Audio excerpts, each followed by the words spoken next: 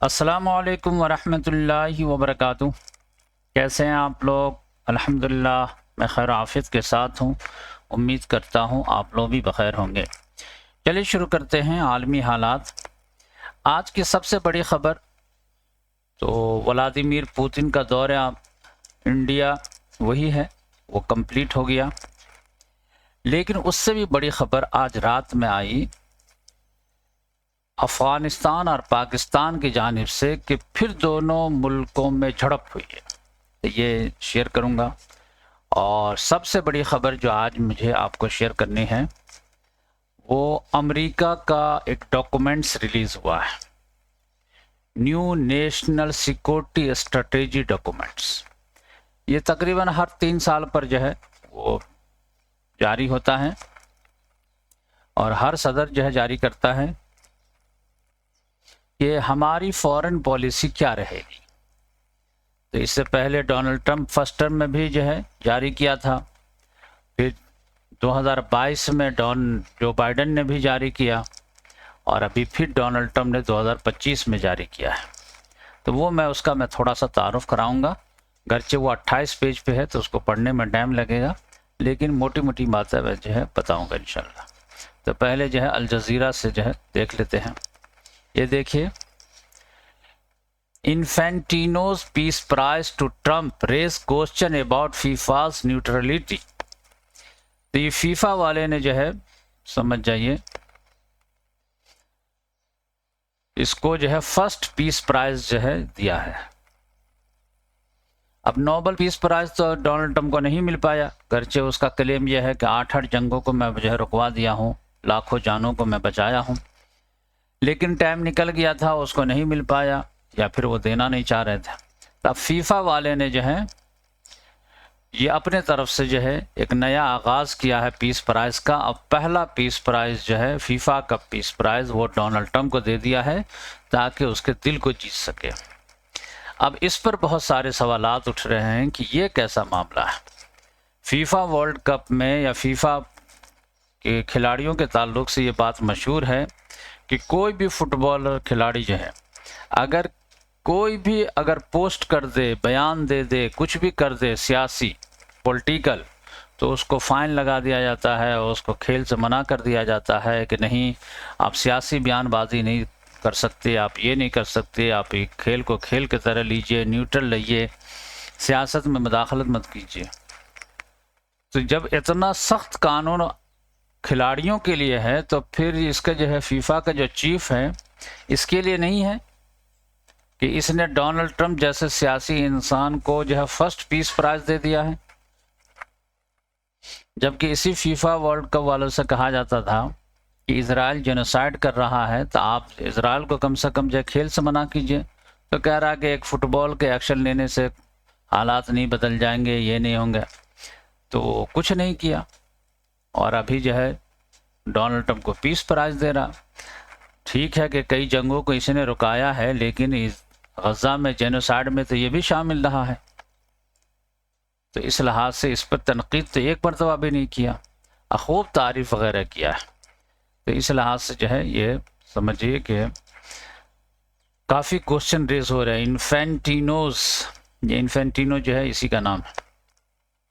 Piece prize to Trump raise question about FIFA neutrality. देखिए, FIFA president Gianni Infantino heaps praise on Donald Trump as critics ridicule a newly established peace award as vulgar. Players often face fine and bans from FIFA for displaying political message, as the football governing body has long proclaimed a policy of political neutrality. But on Friday, the association's chief Gianni Infantino handed United States President Donald Trump the inaugural FIFA Peace Prize, further cementing his embrace of the Republican leader. तो ये हमेशा से इनका Republican की तरफ झुकाव रहा है और यह भी हुआ। Critics pointed out that the award came less than 24 hours after the Trump's administration carried out another deadly airstrike in Caribbean. कह रहा है कि देखो अभी 24 घंटा भी नहीं हुए हैं कि कैरिबियन पर फिर एक स्ट्राइक किया है, 4 लोगों को मार दिया है और उसको जो है पीस प्राइज दिया जा रहा है। तो ये अजीब व गरीब बात है। तो ये एक बात हो गई। इसके बाद अगर दूसरी खबर देखी जाए तो देखिए, पुतिन का जो है दौरा हो गया। अनइंटरप्टेड ऑयल शिपमेंट की take away from Putin, Modi taking. तो पुतिन ने वादा किया है कि इंडिया को तेल अनइंटरप्टेड जारी व सारी रहेगा जैसे चल रहा है, क्योंकि इंडिया ने मुसीबत के वक्त में तेल ख़रीदा है रशिया से। तो अच्छे हालात जब आ जाएंगे, पीस के माहौल में भी इंडिया को नहीं भूला जाएगा और उनको दिया जाएगा। More than deals, analysts says, Putin and Modi's Ben homies is a message to the world that the West's effort to isolate Russia over its war on Ukraine have failed. तो Putin का जो है 2-3 बयान बहुत अहम है।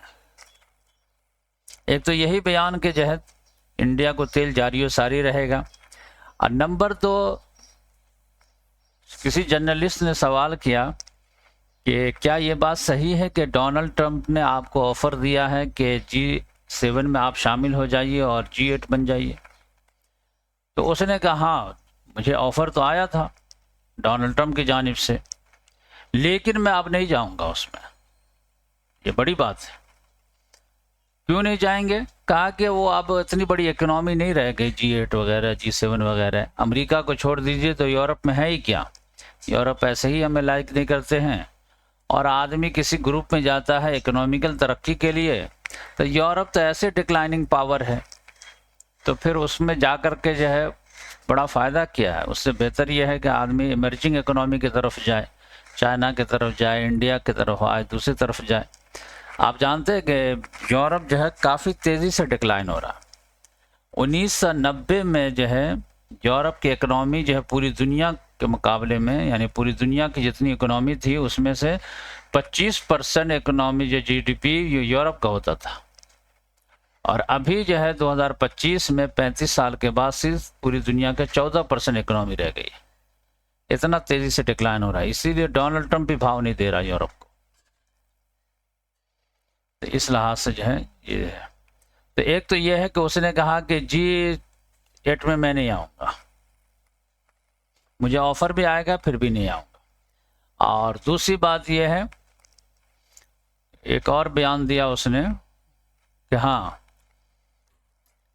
India जो है तेल ख़रीदता है रशिया से, गरचे वेस्टर्न पावर का जो है बहुत ज़्यादा प्रेशर है कि तुम ख़रीदो मत ख़रीदो, क्योंकि रशिया जो है वॉर कर रहा है, अग्रेसर है, ये है वो है, वॉर क्रिमिनल है। तो इसके बारे में आप क्या कहेंगे? तो पुतिन ने कहा कि ये अमेरिका प्रेशर डालता है इंडिया पे, उसके लिए समझिए कि एक लिहाज से टैरिफ वगैरह भी लगाया है कि रशिया से ना ख़रीदो। लेकिन उसने कहा कि बात समझ में नहीं आती है कि फिर अमेरिका खुद मुझसे क्यों ऑयल ख़रीदता है। अगर मैं इतना ही बुरा हूँ कि दूसरा ख़रीदेगा तो बुरा हो जाएगा, तो फिर अमेरिका क्यों ख़रीदता है। अभी मैं आपको परसों ख़बर दिया था या कल कि यूरोप वालों ने वादा किया है कि 2027 तक हम लोग गैस वगैरह लेना बंद कर देंगे। तो इसका मतलब यह है कि अभी ले रहे होंगे तभी तो यूरोप वाले गैस ख़रीदें, अमेरिका वाले जो है ऑयल ख़रीदें, इंडिया वाले अगर ख़रीदें तो मुजरिम हो जाएं। तो ये इन लोगों का मैं बताया कि मेंटलिटी ये रहती है कि हम लोग अलग चीज़ हैं, कायदा कानून तुम लोगों के लिए, हम लोग तो बेहतर जानते हैं कि क्या करना नहीं करना है, तुम्हें सीखने की ज़रूरत है। लिहाजा हम लोग बताएंगे कि अभी तुमको इससे ख़रीदना है, अभी से नहीं ख़रीदना, वेनेजुएला से नहीं ख़रीदना है, ईरान से नहीं ख़रीदना है, रशिया से नहीं ख़रीदना है। हाँ, फिर जब मैं बोलूँगा तो ख़रीद लेना। तो ये जो है दुनिया के अपने आप को जो है राजा समझते हैं। तब ये देखिए, अच्छा ये मैं बताया आपको, Afghan Pakistani force exchange heavy fire as tension flood. तो ये देखे दोनों अब इल्ज़ाम लगा रहे हैं एक दूसरे पे कि इसने पहले हमला किया था तो हम जवाबी हमला किए हैं। उसने कहा नहीं, पहले इसने हमला किया था। देखिए ज़बीहुल्लाह मुजाहिद का ट्वीट है, ये समझ जाइए कि 12:30 पे। Unfortunately, this evening the Pakistani side once again launched attack towards Afghanistan in the Spin Boldak district of Kandahar, prompting the Islamic Emirates force to response। और पाकिस्तान के साइड से कह रहा है कि नहीं, वो अफगानिस्तान के साइड से पहले जो शुरुआत हुआ है और फिर हम लोग जवाबी हम कार्रवाई कर रहे हैं। तब आप ही लोग जो है डिसाइड कर लीजिए कि कौन सच बोल रहा, कौन झूठ बोल रहा है, और आप लोगों को किन के बात पर यकीन है कि सच कौन बोल रहा है। मैं बोलूँगा तो आप लोग जो है फिर नाराज़ होंगे कि आप तो हमेशा ही ऐसा ही बोलते हैं। चलिए ये देखिए, ये लास्ट में मैं आपको जो है वो जो डॉक्यूमेंट जारी हुआ वो बताऊंगा। सीरिया में हमा में जो है 5 तारीख को बशर असद के रिजीम को ख़त्म किया गया था। तो कल ये लोग जमा हुए और ये देखे सब लोग जश्न मनाए एकदम सीरिया में आज़ादी के। देखे क्या मतवाले सब जो है, तो इस तरह की खबरें। अब चलिए मैं जो है और ख़बरें हो गई। Afghanistan Putin force Ukraine is running out of time.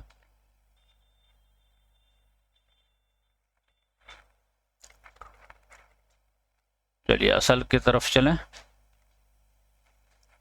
ये देखिए बोल्सोनारो का बेटा जो है 2026 में अब वो इलेक्शन लड़ेगा, क्योंकि उसके वालिद को ये हो गया था, अब उसका बेटा है तो ये इलेक्शन लड़ेगा तो मुझे ब्राज़ील का। अब इधर से लूला डी सिल्वा लड़ेगा या कौन लड़ेगा ये देखने की बात होगी। अब नया जो डॉक्यूमेंट्स आया है जिसके वजह से पूरे यूरोप की हालत ख़राब है, तो वो मैं आप लोगों को थोड़ा सा शेयर कर देता हूँ। ये देखिए व्हाइट हाउस की जानिब से है, तो ये देखें नेशनल सिक्योरिटी स्ट्रेटेजी, यहीं से निकालते हैं। इसको बड़ा करते हैं थोड़ा सा। ये देखें national security strategy of the United State of America November 2025। तो कल ही ये इश्यू हुआ है। President of the United States, ये क्या है, seal of the United President of United States. ये देखिए the White House Washington my fellow Americans. तो ये समझिए कि इतने में जो है उसने अपनी तारीफ वगैरह किया यहाँ तक। उसके बाद उसने जो है पूरा शेयर किया है। तो ये आप हेडिंग वगैरह ही देखेंगे, 28 पेज का है, तो पढ़ने में तो टाइम लगेगा। Table of the content, introduction, what is American strategy. ये अमेरिकन स्ट्रेटेजी क्या है, अगर ये जानना है तो ये आप देखें। अब इसका सब हेडिंग है how American strategy went ashtray. American strategy कैसे बर्बाद हो गया, ये इसको पढ़ना। President Trump's necessary welcome correction, what should the United states want. United states America चाहता क्या है, सब लोग जानना चाहते हैं। तो उसने बताया कि भाई मैं ये चाहता हूँ। What do we want overall, और ओवरऑल हम क्या चाहते हैं। What do we want in and from the world, और दुनिया से हम क्या चाहते हैं, दुनिया में क्या चाहते हैं, दुनिया से क्या चाहते हैं। What are America's available means to get what we want. The strategy, principles, priorities, regions. अब रीजन में जो है अलग अलग रीजन में इसके अलग अलग पॉलिसी है। द वेस्टर्न हेमस्फीयर जिसको अमेरिका कहते हैं, तो उसमें अमेरिका की पॉलिसी क्या है। एशिया के ताल्लुक से अमेरिका की पॉलिसी क्या है। यूरोप के ताल्लुक से अमेरिका की पॉलिसी क्या है। मिडिल ईस्ट के ताल्लुक से अमेरिका की पॉलिसी क्या है। अफ्रीका के ताल्लुक से क्या है। 1 2 3 4 5 6 2 4 5 5 रीजन में ये जो है दुनिया को डिवाइड करते हैं और उसके हिसाब से पॉलिसी। इसमें सबसे ज़्यादा परेशानी जो आ गई है वो यूरोप को आ गई है। यूरोप को क्लियर कट कह दिया अमेरिका ने कि भाई अपना अपना देखो, अपने कदमों पे खड़ा होने की कोशिश करो। मैं अमेरिका को देखूंगा और यूरोप वाले यूरोप को देखो। अगर वक्त चाहिए तो ठीक है वक्त ले लो, लेकिन अपने पाँव पे खड़े हो। ये जो सिक्योरिटी अम्ब्रेला हम दिए हुए हैं ये ज़्यादा दिन तक नहीं रहेगा। अब ये है कि बर्डन, दुनिया के बर्डन शेयरिंग से जो है बर्डन शिफ्ट की तरफ अमेरिका जाना चाहता है कि दुनिया की जो जिम्मेदारी वो शेयर करने के बजाय दुनिया की जिम्मेदारी वो शिफ्ट करना चाहता है उस रीजन की तरफ। और यूरोप में जो है नेटो को भी वो तोड़ना चाहता है, उसमें कोई दिलचस्पी नहीं है। और रशिया को जो है वो ऐसे जो है चैलेंजर के तौर पर नहीं लेता है, बल्कि स्ट्रेटेजी के तौर पर लेता है, उससे दोस्ती भी हो सकती है। तो ये सारी बातें हैं, तो आप पढ़ेंगे तो आपको बात समझ में आएगी। और जो हम लोग समझ रहे थे तकरीबन वही बातें हैं। मैं अभी थोड़ा बाद में बात करूंगा, पहले इसको जो है ये तमहीदी बात क्या क्या है ये देख लीजिए, अपनी तारीफ वगैरह जो क्या क्या। ओवर द पास्ट 9 months, 9 महीने से ये है, जनवरी से अभी दिसंबर, आप तो समझिए कि 1 साल होने का। We have brought our nation and the world back from the brink of catastrophe and disaster. उसने कहा कि हम अपने नेशन को भी और दुनिया को भी तबाही से ले आए हैं वापस। वकुंतुम आला शफा हुफरतिम मिनन नार, तुम लोग तबाही के गड़े किनारे थे और उसको बचाया गया है। यानी कुरान का सेंटेंस जो अल्लाह ताला ने जो है कौमों के ताल्लुक से कहा, यही बात ये समझिए कि डोनाल्ड ट्रंप यहाँ बोलना चाह रहा। आफ्टर 4 years ऑफ वीकनेस, ये जो बाइडेन के बारे में कह रहा है कि कमजोरी के 4 साल, extremism and deadly failures, my administration has moved with urgency and historic speed to restore American strength at home and abroad. उस कमजोरी को दूर करके फिर हम ताकत बहाल कर दिए हैं पूरी दुनिया में। And bring peace and stability to our world, और पीस, अमन और जो है इस्तेहकाम दुनिया में हम ला दिए हैं। तो ये देखिए इसका डोनाल्ड ट्रंप का कमाल कह रहा है। No administration in history has achieved so dramatic a turnaround in so short a time. देखिए तारीफ ऐसे होनी चाहिए अपनी।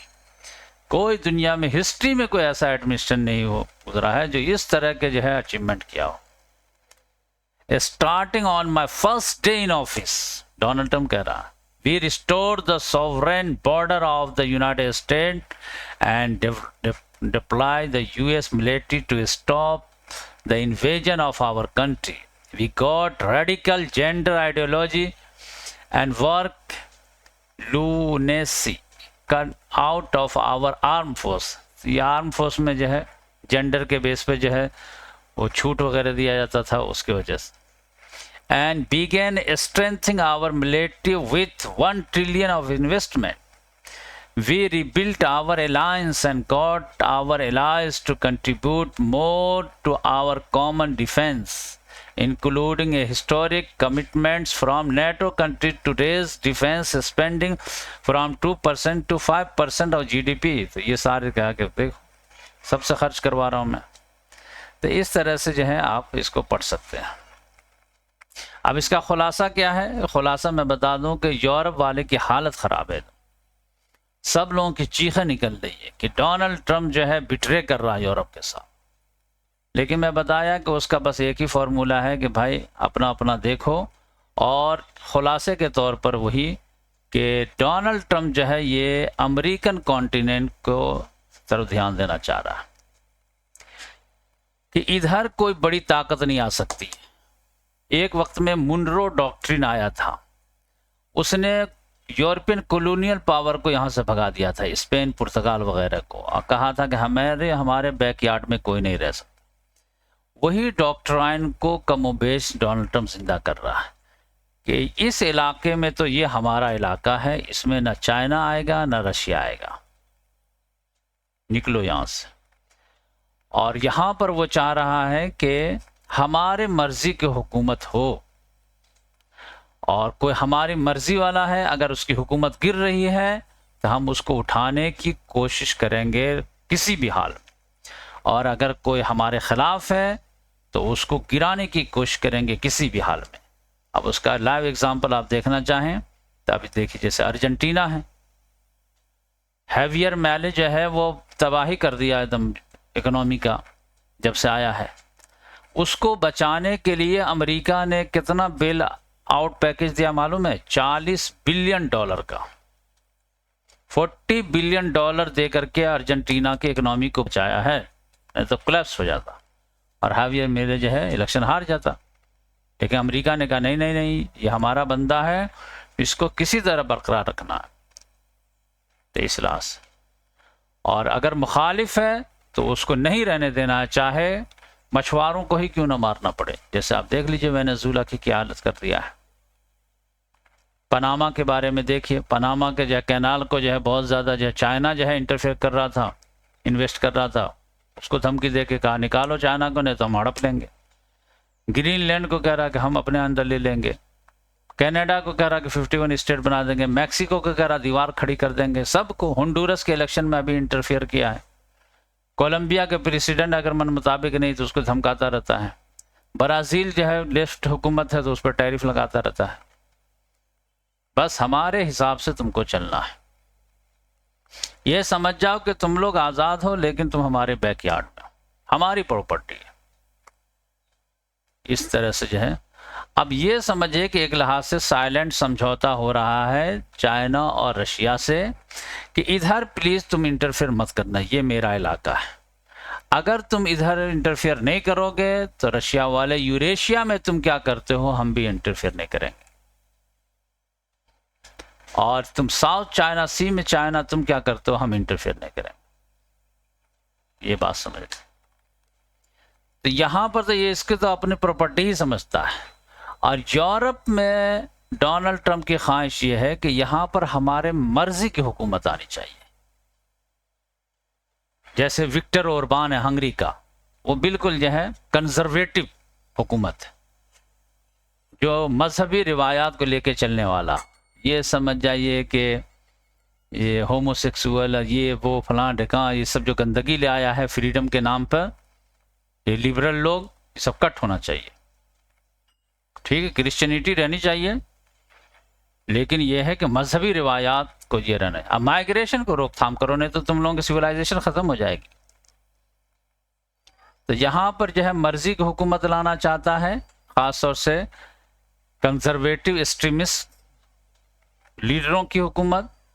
जैसे जर्मनी में जो है वो AfD पार्टी है, विक्टर ओरबान है और इस तरह के हैं, और इधर ये है। तो अब ये यूरोप वाले परेशान हैं कि हम लोग करें तो करें क्या, जाएं तो जाएगा। तो ये आप समझ लीजिए। और ओवरऑल मैं दुनिया के बारे में आप लोगों को बताऊं तो देखिए कि अब जो दौर आने वाला है ये सेकेंड वर्ल्ड वॉर के बाद समझिए, यानी सेकेंड वर्ल्ड वॉर से पहले जो है वो राजा महाराजा वगैरह का दौर था। बादशाह ने जो फैसला कर लिया तो वही होता था और सब लोग उसी के हिस्से। लेकिन जब बादशाह के नतीजे में दो जंग हो गई, दुनिया तबाही से दो चार हो गई। खिलाफत उस्मानिया भी एक तरह से इस्लामी बादशाहत ही थी, तो इधर भी बादशाहत इधर भी बादशाहत। ये लोग अपनी बादशाहत को चमकाने के चक्कर में लड़ भिड़ करके पूरी दुनिया को तबाह कर दी, अपने भी तबाह हो गए। तो उसके बाद लोगों को लगा कि नहीं, एक का फैसला गलत फैसला हो जाता है, अवाम का फैसला होना चाहिए और मशवरे से काम होना चाहिए, तो उसमें जो है बेहतरी रहती है। तो फिर यहाँ पे समझिए कि डेमोक्रेसी का दौर आया और मिलजुल करके लोग आगे बढ़ने लगे, तो उसमें लड़ाई झगड़ा कम हुआ, तो काफ़ी तरक्की हुई एक लिहाज से समझ जाइए। तो एक सदी तो समझिए कि अब इसी का दौर चला है, या पौना सदी। अब दोबारा जो है फिर जो है बादशाहत जो है दूसरी शक्ल में आ रहा है, वो डिक्टेटरशिप की शक्ल में आ रहा है। और अब ये डिक्टेटरों का जो है ज़माना आ रहा है। गरचे वो पब्लिक के वोट ही से चुन के आएंगे, लेकिन वो हुक बाई क्रुक वाला मामला हो। तो ये आप देख लीजिए, जैसे रशिया इतना बड़ा मुल्क है लेकिन उसको कौन संभाले हुआ, एक चुना हुआ डिक्टेटर व्लादिमीर पुतिन 20 साल से छाया हुआ है। तुर्की में भी आप देखेंगे चुना हुआ एक डिक्टेटर ही है, समझिए तैयब अर्दगान, अपने अपोनेंट को ऐसे ही जो है फिनिश कर देता है। चाइना में भी शी जिनपिंग को देखेंगे, डिक्टेटर, चुना हुआ डिक्टेटर, एक पार्टी का डिक्टेटर वो है। इंडिया में भी तकरीबन जो है एक पार्टी का ही डिक्टेटरशिप चालू हो गया है, कुछ भी फैसला करे तो वो अच्छा ही होता है। तो इस लिहाज से यहाँ पे भी डिक्टेटरशिप। पाकिस्तान में भी जो है आसिम मुनीर का जब एक्सटेंशन हो गया है तो वो भी समझ जाइए कि वो शहबाज शरीफ तो कहने को है आसिम मुनीर है, तो वो भी डिक्टेटर लाइक जो है काम कर रहा है एकदम। किस पार्टी को मारना है, किस मजहबी जमात को जो है ख़त्म करना है, ये सारी चीज़ें। इधर मोहम्मद बिन सलमान बिल्कुल डिक्टेटरशिप, अल्लाह रसूल के और कुरान हदीस का कोई वास्ता नहीं, बस जिससे फ़ायदा हो वो काम करना है। मोहम्मद बिन जायद बिन नहयान वो भी डिक्टेटरशिप के अंदाज में पूरा बिल्कुल चल रहा है। यहाँ ईरान में भी आप समझिए कि अली ख़ामनेई साहब का भी एक डिक्टेटरशिप ही है, उनका कोई अपोज नहीं कर सकता है। तो इस तरह फिर जो है डोनाल्ड ट्रंप भी जो है डिक्टेटरशिप के अंदाज में ही जो काम कर रहा है। सही गलत हम नहीं जानते हैं, बस ये। तो इस तरह से जो है पूरी दुनिया में अब डिक्टेटरों का जो है वो गलबा आने वाला है। तो अब ये रंग देख करके समझ जाइए कि यूरोप में भी जैसे जैसे इलेक्शन बढ़ता जाएगा तो डिक्टेटर मेंटेलिटी के लोग जो है वो जीतते चले जाएंगे, और जब पूरी दुनिया जो है डिक्टेटरों से भर जाएगी तो फिर ये डिक्टेटर जो है आपस में टकरा जाएंगे, और फिर टकराएंगे तो क्या होगा वो तो सब अल्लाह ताला बेहतर जानता है। तो ये मामला है, तो देखिए कि क्या होता है। इधर वेनेजुला में भी डिक्टेटर ही है, समझ जाइए। नॉर्थ कोरिया में डिक्टेटर है, जापान में जो है वो एक्सट्रीमिस्ट लेडीज आ गई है। तो इस तरह जो है पूरी दुनिया ही में ये मामला है, गौर करेंगे तो बहुत जगह दे रहे।